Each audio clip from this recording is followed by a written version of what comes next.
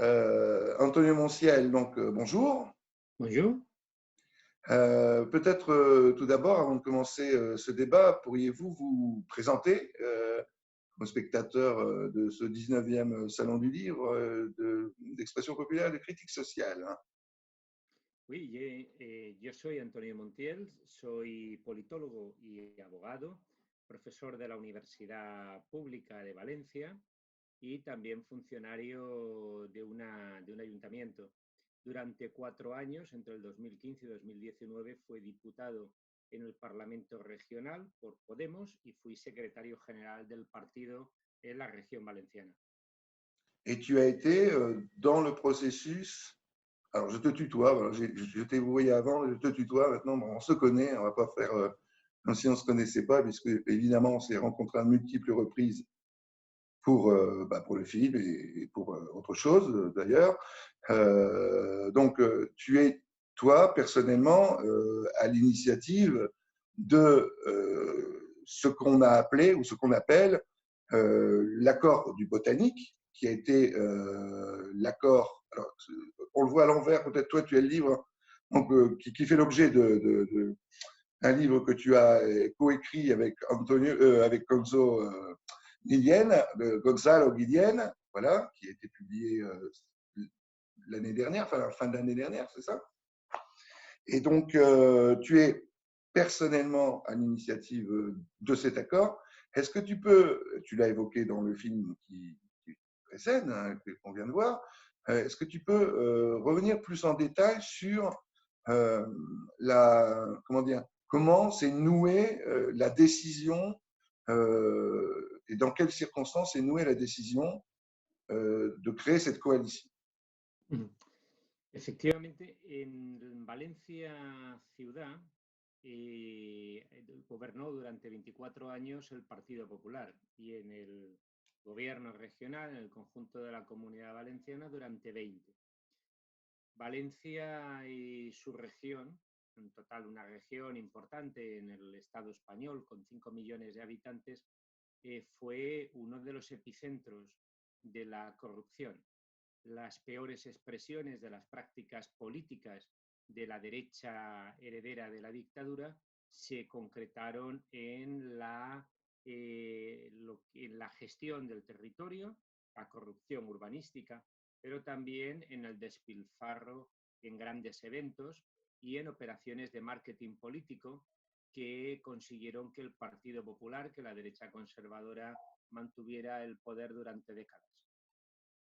La acumulación de la indignación de muchísimos colectivos sociales, la creación de movimientos vecinales de nueva generación, la organización también de grandes sectores, de sectores amplios de la cultura, propició un cambio cultural y un cambio social que tenía que trasladarse al terreno político.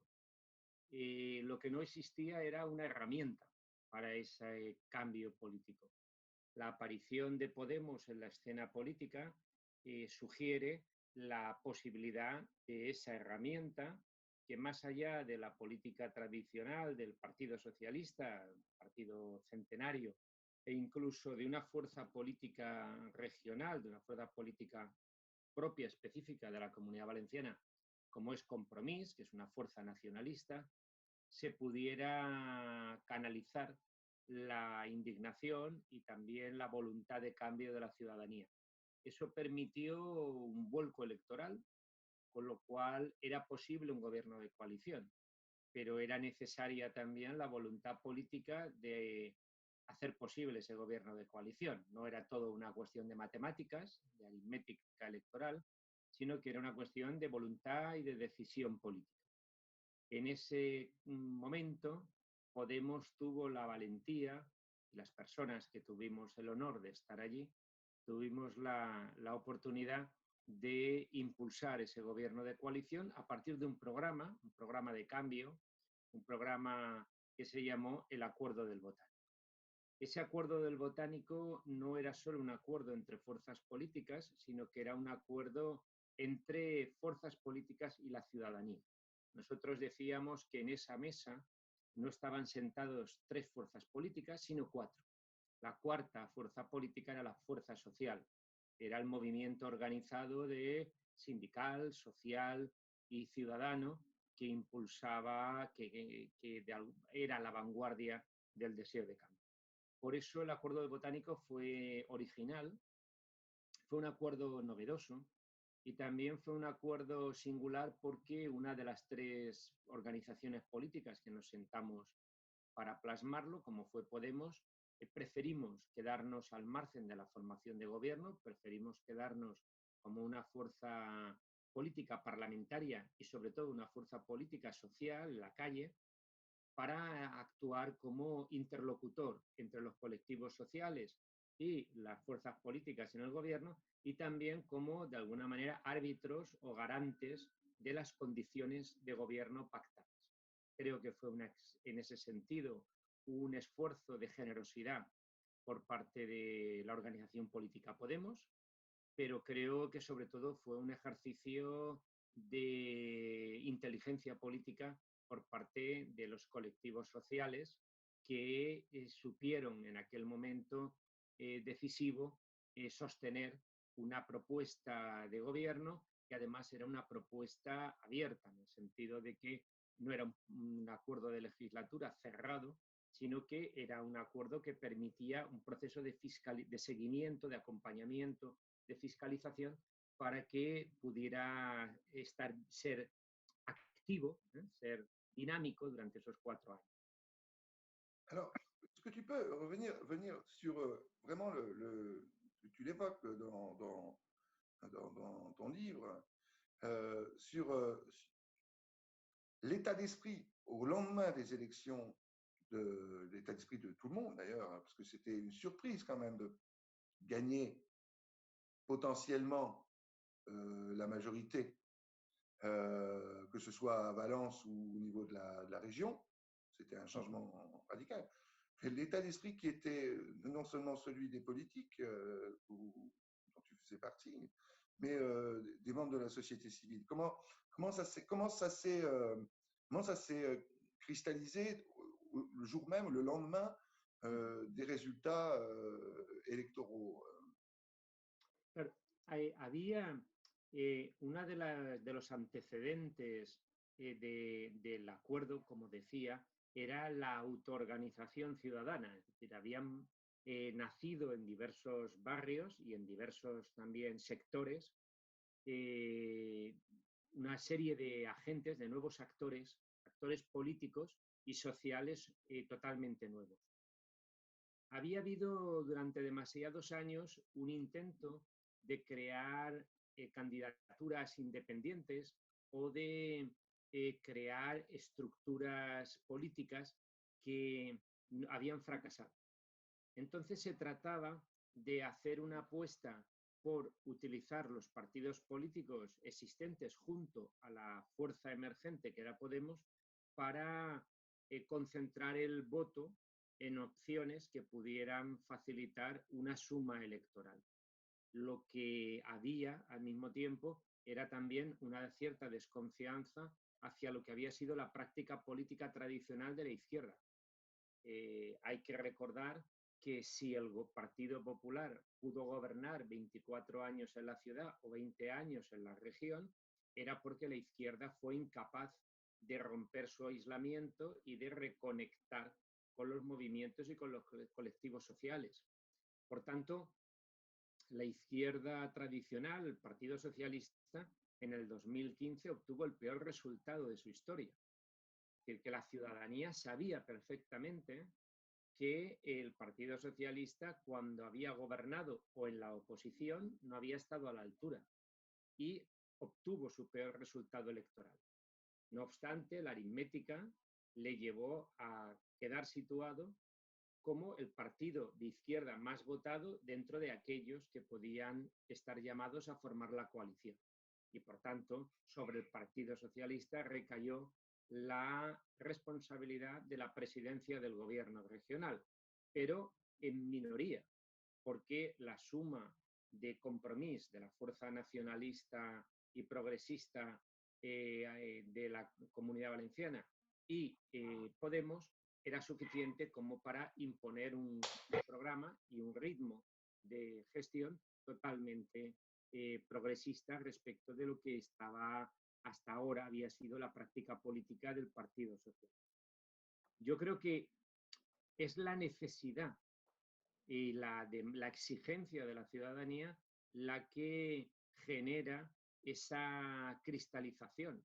No es tanto fruto de una estrategia política pensada, calculada, de una visión, sino fruto de un desbordamiento social, de un desbordamiento ciudadano, que es la que impone, pone sobre la agenda, pone sobre la mesa la necesidad, la responsabilidad de que la izquierda alcance un acuerdo. Alors, c'est quelque chose qu'on voit dans le film. Hein. Donc, bon, la lutte du quartier Cabagnal hein, Oui. est évoquée. Il y a eu d'autres luttes. Les Cabagnal. Voilà. Il y a eu d'autres luttes. Peut-être, est-ce que tu peux revenir aussi, parce que bon, là, c'est juste esquissé, toujours dans ton livre, hein, c'est plus développé. Il faudrait peut-être éclairer un peu ça. Tu parles donc d'une poussée citoyenne. Comment ça s'est manifesté concrètement?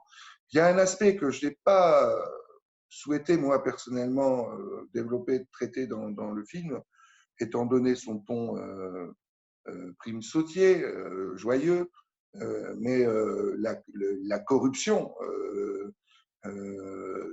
sur Valence ça a produit des drames. Alors on pense, peut-être en France,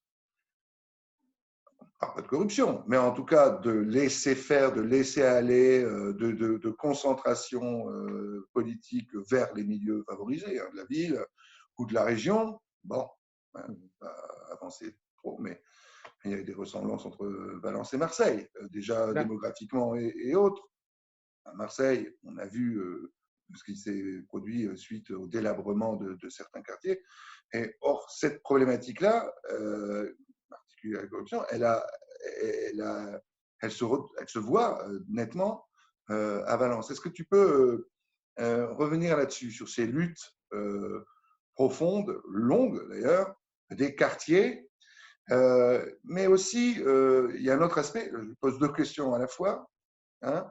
Est-ce que tu es au fait aussi très nettement de ce dossier, de la problématique, non seulement de l'articulation des quartiers populaires, etc., mais aussi de l'articulation de la ville et de la campagne qui se pose spécifiquement à Valence autour des questions de la huerta. Efectivamente. Sí,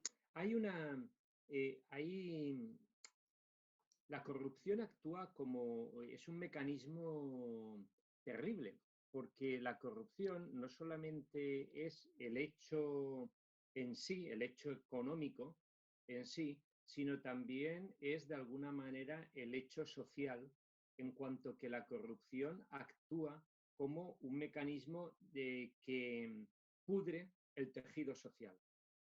En el sistema de desarrollo capitalista elegido por los sucesivos gobiernos conservadores estaba la especulación sobre el territorio y la especulación sobre el suelo.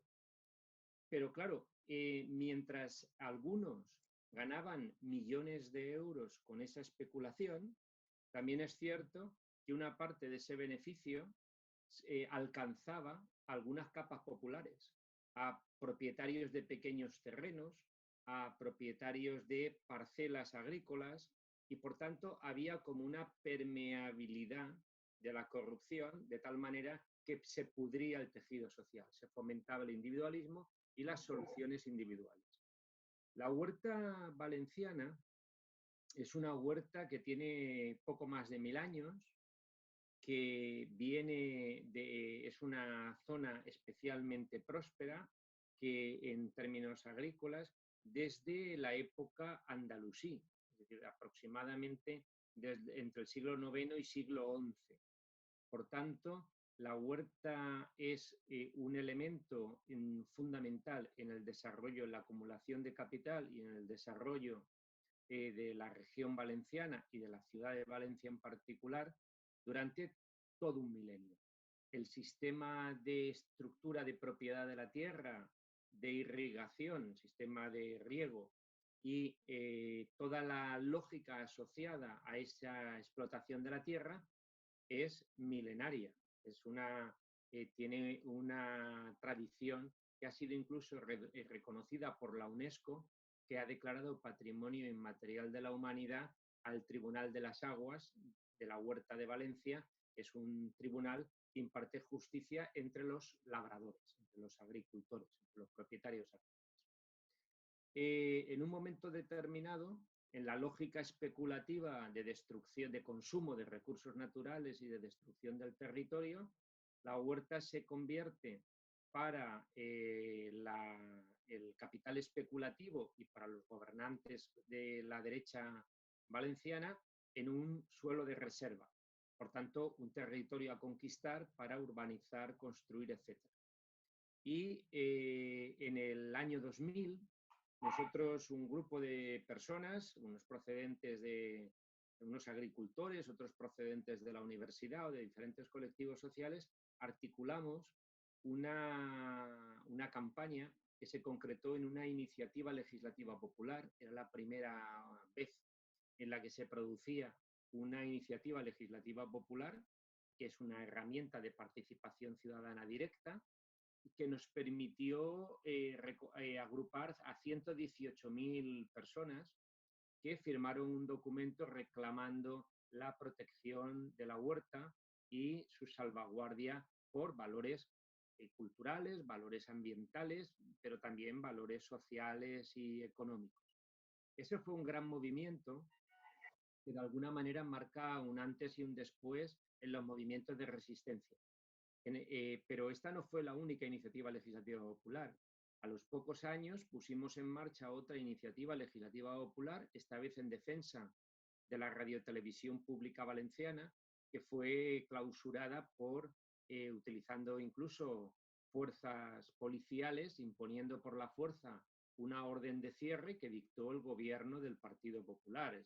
Recordaba aquellas imágenes de las películas de Costa Gabras, con la policía irrumpiendo en los estudios de televisión. También ahí conseguimos mover una iniciativa legislativa popular que agrupó en torno a 90.000 personas y que, aunque en términos puramente, digamos, productivos, las iniciativas legislativas se pierden cuando luego hay un parlamento conservador que no recoge la iniciativa ciudadana y no la transforma en leyes, en términos ideológicos, en términos culturales, de debate ciudadano y de articulación de los colectivos, fueron una victoria. Estas iniciativas legislativas populares, junto con la lucha popular contra la corrupción, que es también una propuesta transversal, que desconoce de bandos y de partidos, nos permitió que todos los pequeños colectivos de barrio o colectivos culturales o grupos de acción directa y grupos incluso intelectuales, universitarios, etcétera, se encontraran cómodos en estos espacios de convergencia amplia, construyendo una unidad que no es una unidad teórica, sino una unidad en la práctica, una unidad en la acción. Se va cambiando también el modo cultural, el modo de articular la concepción de la acción política. No se trata ya de la unidad como un desideratum, como una, digamos, verdad objetiva, como una que tiene que estar absolutamente garantizada, sino como una unidad dinámica que se ensancha, que se estira, que a veces se simplifica en una acción o que a veces se diversifica en muchas reivindicaciones. Yo creo que estas campañas fueron fundamentales, tanto las de la lucha contra la corrupción como las dos iniciativas legislativas populares, la de defensa de la huerta y la de la recuperación, el derecho a tener un medio de comunicación audiovisual público y de calidad, fueron grandes experimentos para la construcción, para forjar ese espíritu de acción colectiva. Por tanto, cuando luego se produce el cambio de ciclo electoral, se está en muy buenas condiciones para explicar y para imponer, si quieres, de alguna manera, imponer también, tomar la iniciativa para concretar en una coalición y además muy rápidamente. O sea, no había tiempo para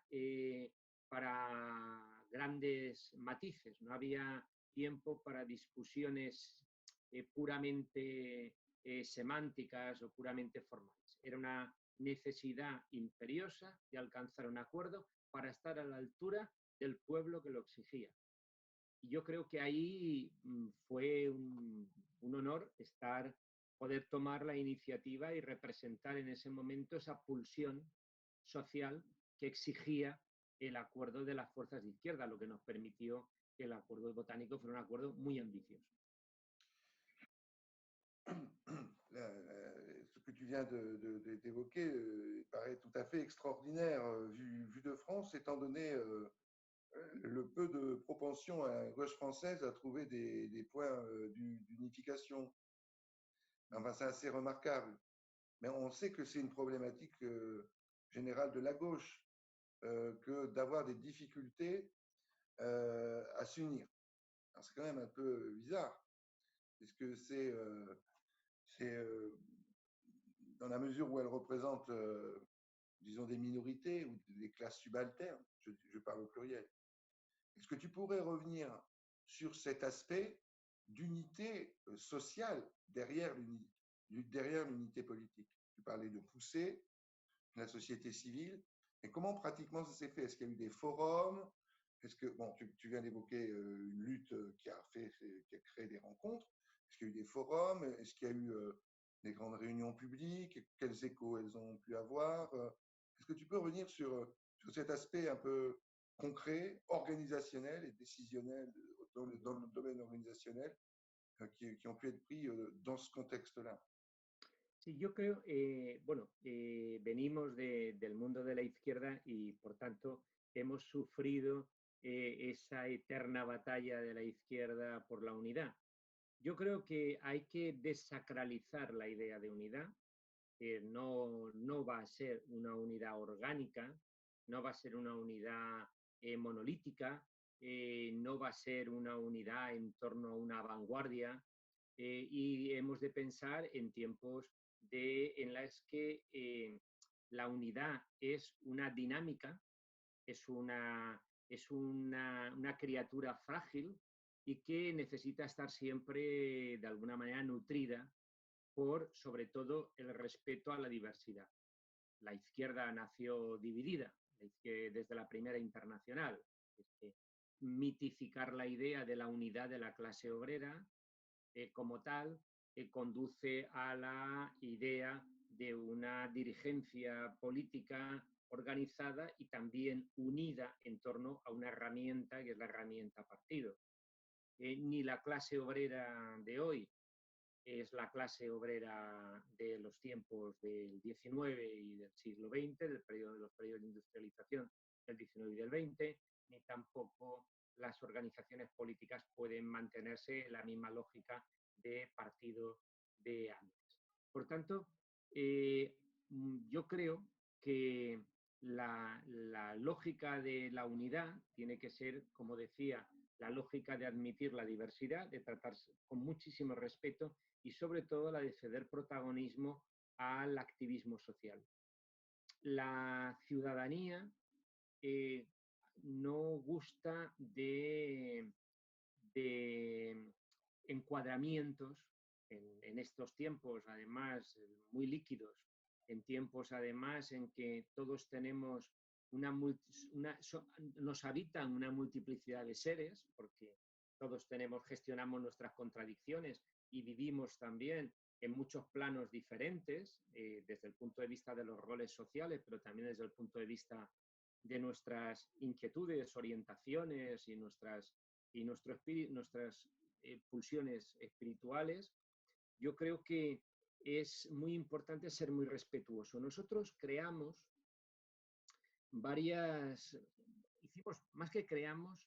ensayamos varios experimentos. Por un lado, funcionaba regular con cierta regularidad una red de entidades sociales que llegó a agrupar 50, 60 entidades sociales de todo el territorio regional, de muy diferentes condiciones. Por otro lado, teníamos, en el caso de las iniciativas legislativas populares, teníamos una especie de comisión promotora amplia en la que a nadie se le preguntaba o nadie estaba allí en representación de una organización o de un colectivo, sino como desde una lógica de trabajo colectivo, voluntario y colectivo, no con una bandera o con una etiqueta de una camiseta de su organización. Y yo creo que aunque a veces costó esa dinámica, tuvimos que aprender sobre la marcha. También es cierto que las asociaciones de vecinos habían cambiado su composición y ahora ya no eran las típicas asociaciones de vecinos que reivindicaban pura y simplemente mejoras materiales para el barrio, equipamientos educativos, farolas, espacios verdes, sino que ahora ya las propias organizaciones de vecinos hablaban de cuestiones como especulación, como medio ambiente o como ciudades más seguras, etcétera, o más equilibradas, etcétera. Y con todo eso, la verdad es que es difícil hacer un cuerpo orgánico, incluso un cuerpo ideológico, pero sí que se puede hacer una especie de masa, una especie de combinación que en algunos momentos va a tener distintas expresiones. Yo creo que el botánico pudo recoger buena parte de esas inquietudes y sobre todo lo que hay que entender también es que un dato, por ejemplo, un dato que no puedo contrastar ahora con números, pero que es una intuición que creo que es acertada. Tengo indicios para saber que es acertada. Aunque se produjo este movimiento unitario social, este desbordamiento social, y aunque los partidos políticos tradujeron eso en votos y escaños y se pudo hacer un gobierno de coalición, en estos 4 años la afiliación a los partidos políticos no ha crecido. La afiliación a los partidos de izquierda se mantiene estable. Incluso puede que en algún caso haya descendido.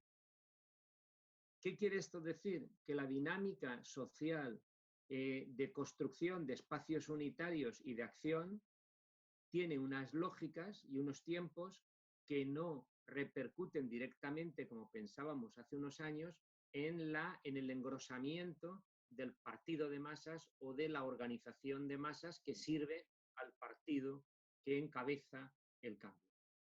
Ni va a haber ya ese agrupamiento en torno a una única fuerza política, sino que vamos a tratar con una dispersión en términos electorales, y entonces donde hay que trabajar no es tanto en limar los problemas entre las organizaciones políticas, sino en que la ciudadanía construya sus propias herramientas unitarias que imponga su lógica, esa lógica unitaria, a los partidos que traducen después esto en votos y escaños. On arrive à la fin de notre entretien.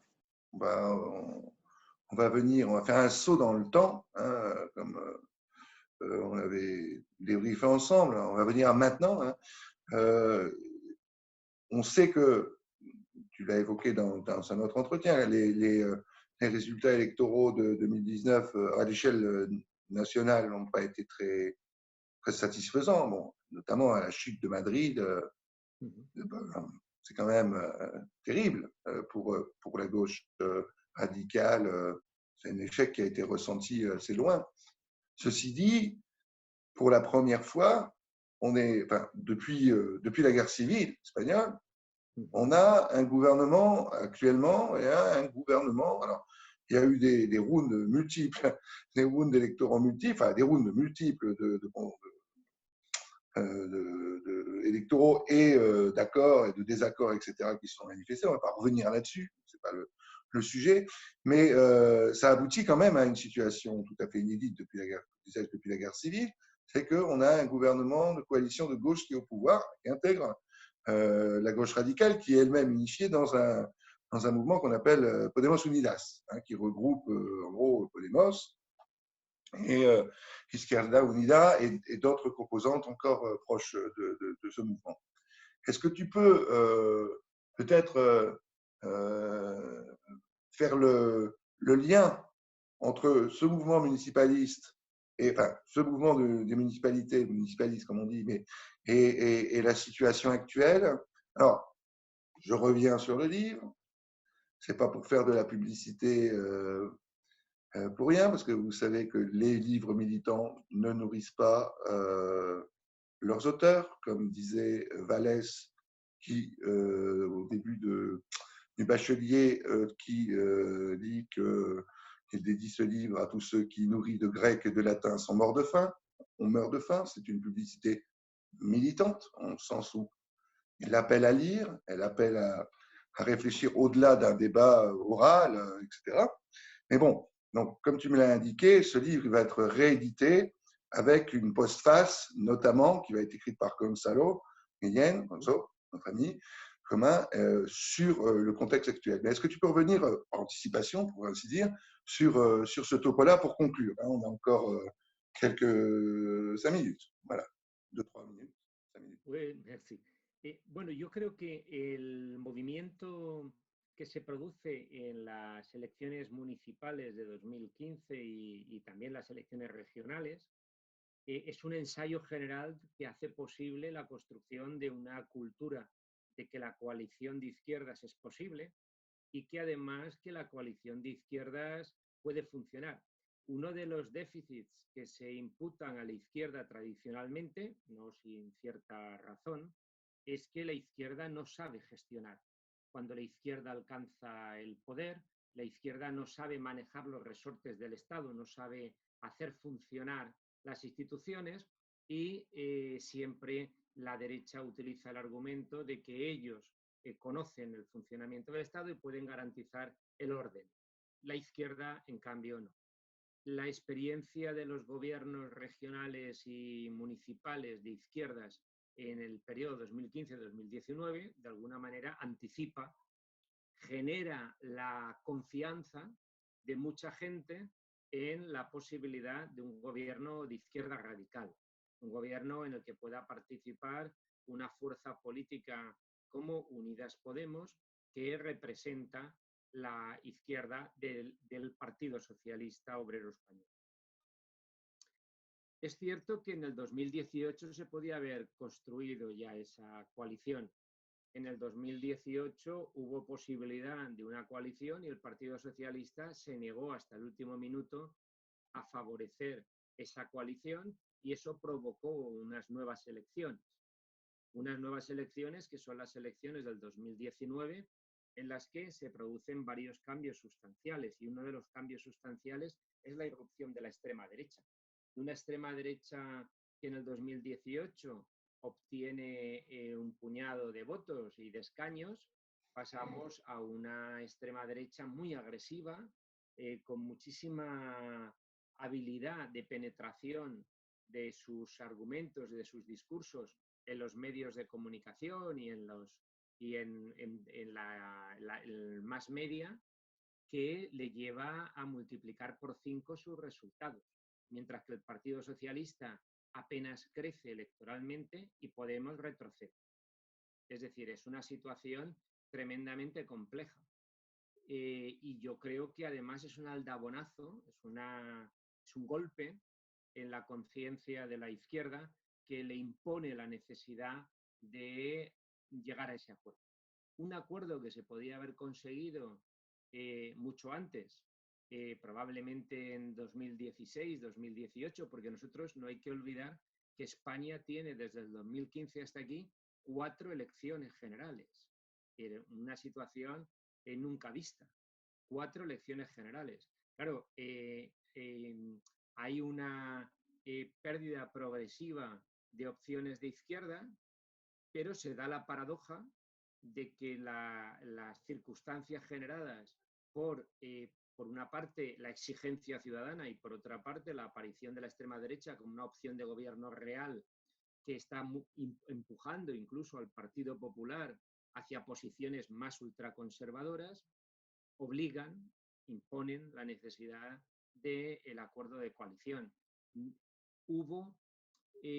Se llegó a un acuerdo en extremis, es decir, era un acuerdo que debería de haberse producido hacía mucho tiempo. A pesar de todo, creo que el acuerdo es un éxito porque se ha roto un maleficio, una maldición, que era aquella que decía que en el sur de Europa era imposible que los comunistas entraran en un gobierno estatal.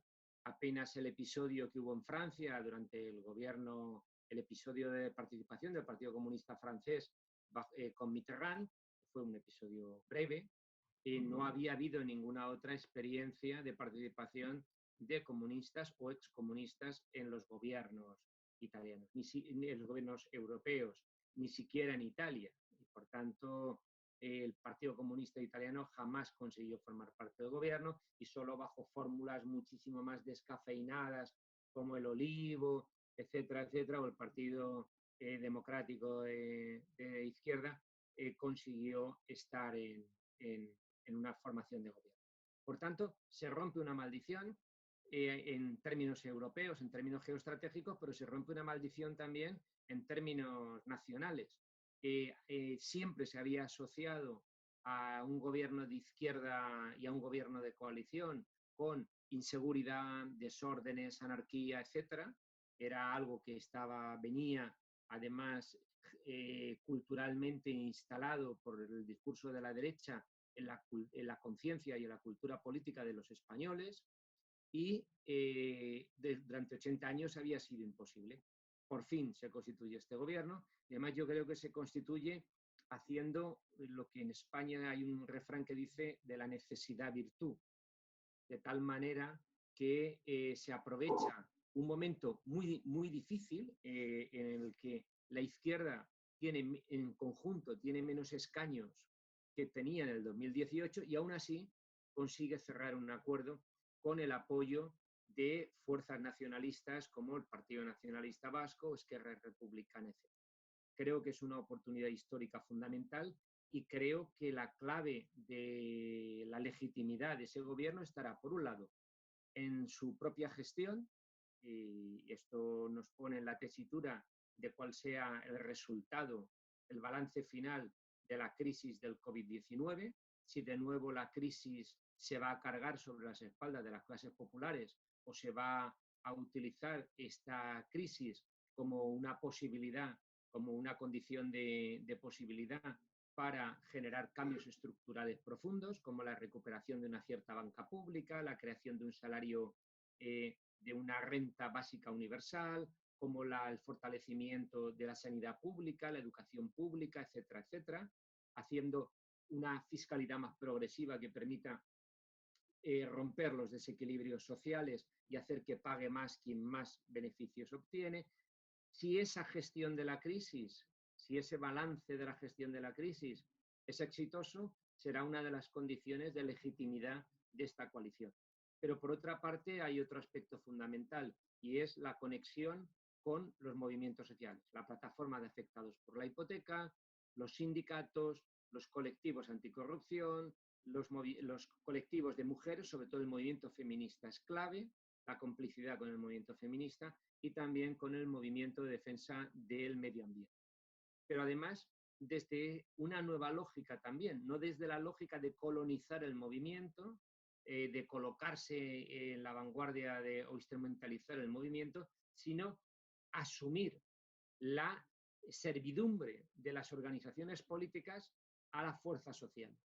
Desde esa lógica, el gobierno puede tener un cierto éxito, que aunque yo creo que el gobierno de coalición en España tendrá serias dificultades para agotar la legislatura, creo que puede, aunque fuera una legislatura corta, podría ser una legislatura exitosa y sobre todo ser el prolegómeno, ser el anticipo de un cambio mucho más profundo con una mayoría de izquierdas más amplia y sobre todo más sólida, más asentada en los movimientos sociales del Estado español. Eh bien, Antonio, merci pour tous ces éclaircissements. Alors, je renvoie à ce livre que tu as dans le bon sens. Toi, tu l'as dans le bon sens. Oui. Voilà, pour ceux qui savent lire l'espagnol et qui veulent approfondir la connaissance de cette expérience.